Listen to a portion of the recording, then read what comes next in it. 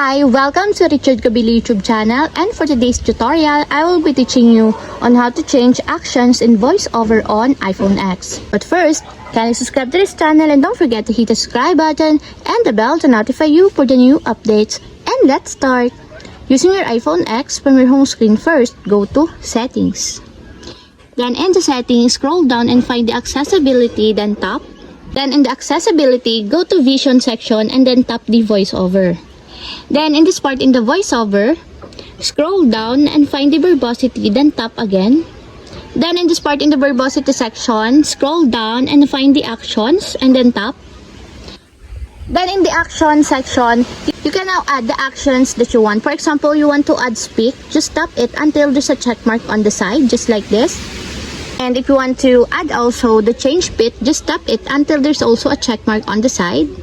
And if you want to change it to do nothing, just tap the do nothing, just like this, until the do nothing has a check on the side.